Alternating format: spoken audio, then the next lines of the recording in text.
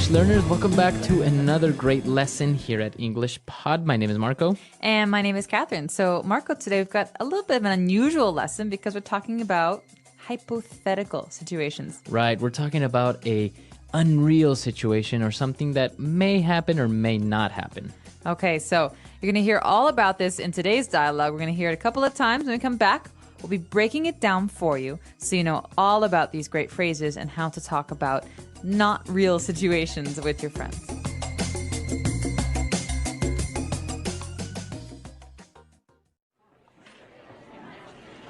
Okay, next question. If Eric asked you out on a date, what would you say? Duh, I would say yes. Eric is the most popular kid in school. Okay, my turn. What would you do if you won the lottery? Let's see. If I won the lottery, I would buy 2 tickets for a trip around the world. If you buy me a ticket, I'll go with you for sure. My dad would freak out if I even mention a trip like that. All right, this is a good one. What would your mom say if you told her that you're going to get married? If I told her that, she would faint and have me committed.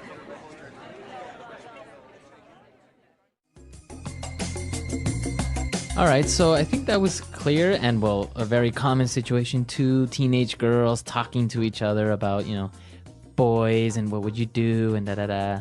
Guys do this too, so don't just put this on the girls, okay? I don't think we do it like this, though. No, but it's actually a very popular game in the car to play, the what if game. The what if game, Yeah. Exactly. And that's exactly the topic that we want to talk about today is the structure what if, which is actually called a conditional.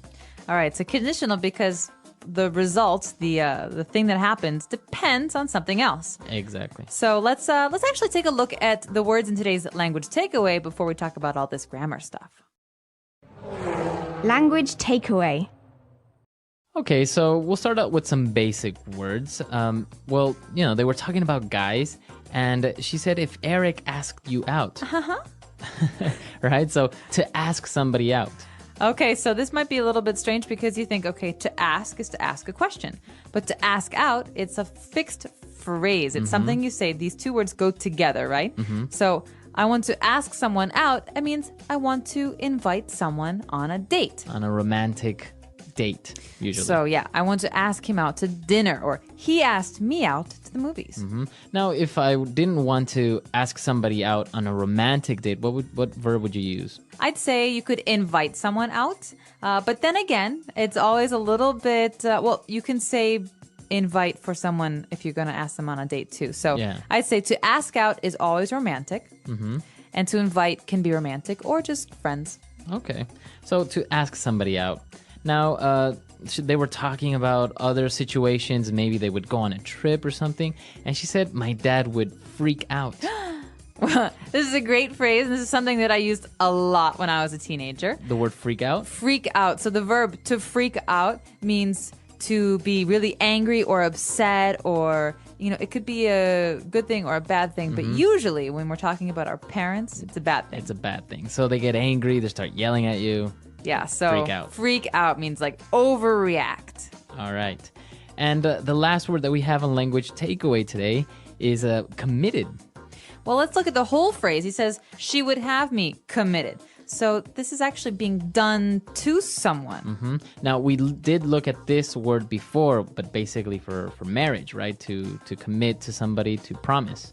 Yeah, but to have someone committed means that you're going to send them away to maybe a mental institution. Exactly. So this means they have psychological problems and someone else sends them to the hospital because they can't send themselves. Exactly. So it's always used to have someone committed, right? Right, because it's being done to them. They don't want it to happen. It's involuntary. Okay. So she had him committed. My mom's going to have me committed if I keep working 20 hours a day. Exactly. So that's the way you use it. And so now you have another way of using this verb. But now I think we should listen to this dialogue again. We're going to slow it down a little bit, and then we'll come back and look at this grammar focus that we want to talk about.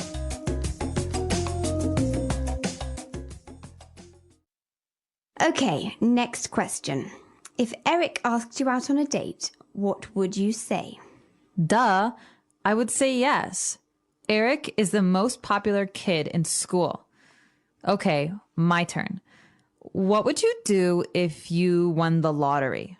Let's see. If I won the lottery, I would buy 2 tickets for a trip around the world. If you buy me a ticket, I will go with you for sure. My dad would freak out if I even mention a trip like that. All right, this is a good one. What would your mom say if you told her you were going to get married? If I told her that, she would faint and have me committed. All right, so we understood all the vocab now. Now let's take a look at these unreal situations and what we were saying, the what if game. Right. So I think it's important to push these into 2 different categories, right? We have one kind where it's very unrealistic. It's probably not going to happen, that kind of situation. And the other one is a situation that could very well happen, something that's probably very common. Okay. So the first one we're going to talk about is very unrealistic situations, things that probably won't happen. Okay, so let's take a look at an example that we found in the dialogue. The most common one, and I think everybody gets asked this question, is if you won the lottery, what would you do? Okay, if you won the lottery. So this is a situation that's very uncommon, right? Not many people win the lottery. So we have to say, if you won the lottery. So we use this verb in the past tense. If you won the lottery, if this happened, what would you do? Right. All so, right. Catherine, if you won the lottery, what would you do? If I won the lottery, I would buy a boat and sail around the world with my friends. All right. So another example, again, using the same structure, right? The verb in the simple past tense, we would say, if you were stuck on an island with one other person, who would that be? All right. So if you were stuck on a desert island with one person, who would that person be? So Marco, I'm going to ask you, who would it be? I think it would be an engineer or a scientist that could probably get me off the island. What about your girlfriend? No, well, that's the point. If I can get to her quicker. Oh, okay. I would say maybe kind of romantic, but kind of not. So that's the first situation. We've got these situations like being stuck on an island, winning the lottery. These are very unlikely. But what about the other kind? But before we move on to that, you notice that we used the verb was. We didn't say if I was on an island. I said if I were, right? Or if you were. So this is the way that you use it in these conditionals. If I were you, or if you were president of the United States. Yeah, this is a rule. So this is a grammar rule. We're not going to describe why it happens because it's very, very complicated and you can look it up on our site, but we're going to describe how to use it. That's the most important. So we can say, for example, Marco, if I were you, I would dye my hair red. Why? I don't know. I think it would look cool. I don't think so. So if I were you, I would. Or if you were me, what would you do? Exactly. So we always use it like this, right? If you're going to use this conditional, always use were for the subject, never was. Right. So you can tell this very, very big grammar issue. A lot of English speakers make this mistake. Yes, very many. So, but now you know that you shouldn't make this mistake and you can speak properly. All right. So now that we've seen these semi-unreal situations, let's move on to something that's a little bit more probable, that it may happen. Right, so we've got these situations that are common or likely. For example, in this lesson we hear, I will go with you for sure. So this is, if you buy me a ticket to travel, of course I will go with you. So if you buy, this is in the present tense. If you buy, then I will. Right. Right. So now you notice the difference. The verb is in the present, and then we use, instead of would, we use will. So again, I can say, if it rains tomorrow, I will stay home and watch TV all day. Okay, so think about this. Before we talked about going to desert islands. Now we're talking about rain and the weather. They're very, very different. The rain is very common. So we can say, if it rains tomorrow, I will need an umbrella. What about this? If we have lunch tomorrow, what will we eat? Okay, so we have lunch pretty much every day, right? Yeah, pretty much. So again, it's a situation that is very probable. So if we have lunch tomorrow, we will probably eat I don't know, pasta, I think. I'm Yeah. feeling like pasta tomorrow. Pasta, Yeah. some noodles. Yeah. All right, so Marco, let's take another listen to some of these phrases and try and figure out, while you're listening, which kind of conditional it is, first or the second. Example 1. If it's sunny today, we will go to the park. Example 2. I would get a divorce if I were you. Example 3. Mary will be very sad if Joe leaves. Example 4. We wouldn't be so late if Nick drove faster. Very good. So we heard different examples, and the first conditional is the one that we mentioned is very probable, and the second conditional is the one that's not so probable. So they're very easy to distinguish. You don't really need to know the names, just know how to use them, right? Exactly. And so just remember, if you were me, what would you do? We've got these kind of pairs, these words that go together. And the other one is more common. It's if it rains tomorrow, I will bring an umbrella.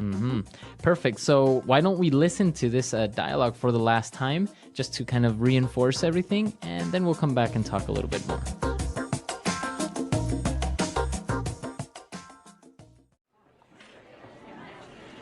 Okay, next question.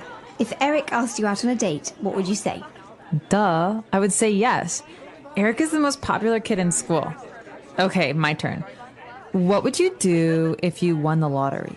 Let's see. If I won the lottery, I would buy 2 tickets for a trip around the world. If you buy me a ticket, I'll go with you for sure. My dad would freak out if I even mention a trip like that. All right, this is a good one. What would your mom say if you told her that you're going to get married? If I told her that, she would faint and have me committed.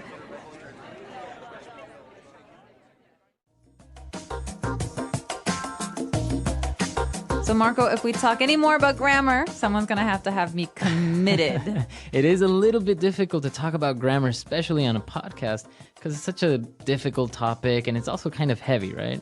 It is, but I'll tell you this. These are very, very common phrases. People use these all the time. We talk in hypotheticals very often. Yeah. So if you're asking for advice, for example, or if you're just playing a game in the car, you're going to encounter these, and it's very important to be able to know how to use them. So, and this is what we want to see now. Please come to our website at englishpod.com, and you have a million questions. You have a million hypotheticals that you can leave on our website. So let us know. Ask us the craziest, funniest, weirdest questions that you can, right? Exactly. And if you have questions about the stuff that we've been talking about, you're not really clear on some things, just ask us, because we're happy to answer your questions and give more examples on the website. All right. So we'll see you guys there. And until next time. Bye, everyone.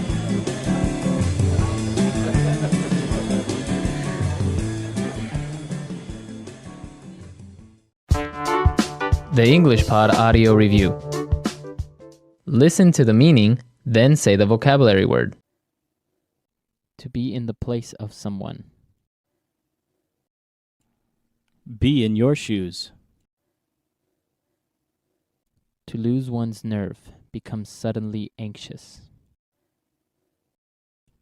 Freak out. An instance of spending the night as a guest at another's home. Sleep over. To request a date. Ask someone out. Suppositional, uncertain. Hypothetical. Put in a mental hospital. Commit. Rumor or talk of a personal, sensational, or intimate nature. Gossip. To join in marriage. Get married. To have dreamlike musings or fantasies while awake. Daydream. A romantic meeting. Date. Let's try that faster. Suppositional, uncertain. Hypothetical. To join in marriage. Get married. Rumor or talk of a personal, sensational, or intimate nature. Gossip. To have dreamlike musings or fantasies while awake. Daydream. To be in the place of someone. Be in your shoes. Put in a mental hospital. Commit. A romantic meeting. Date. An instance of spending the night as a guest at another's home. Sleepover. To request a date. Ask someone out.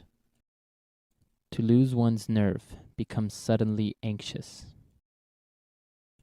Freak out.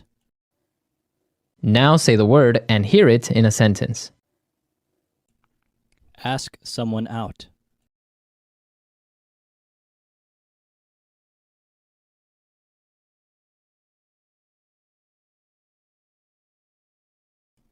When asking someone out, choose your moment carefully and practice what you might say in advance so that you don't appear tongue-tied.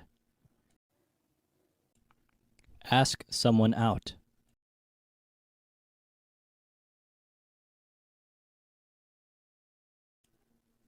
I heard you asked your new neighbor out on a date. Ask someone out.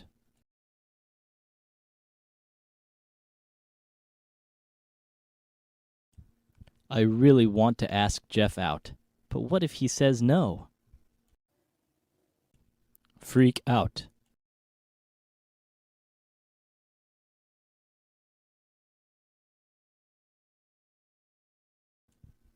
Oh my gosh. I'm going to meet Justin Timberlake. I'm totally freaking out. Freak out.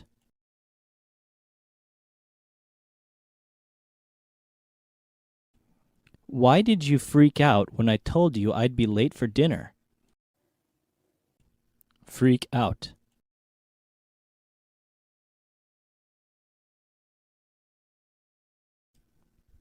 Don't freak out. We can solve this problem in 5 minutes. Commit.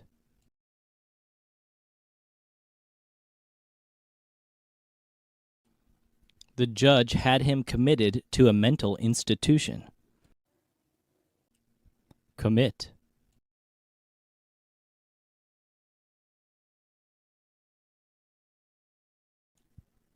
If you get committed to an asylum, can you eventually get out? Commit.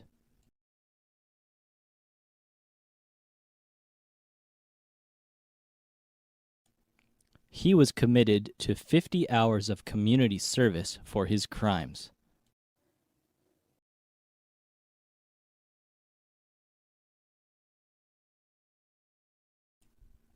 If I won $1 million, I would buy you a diamond ring.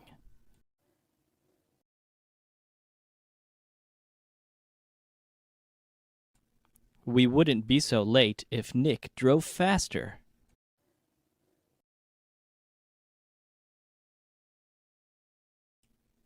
I would get a divorce if I were you.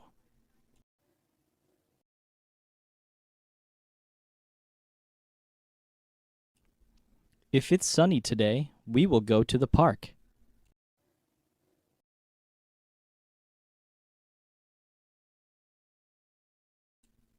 If you study hard, you will pass the test.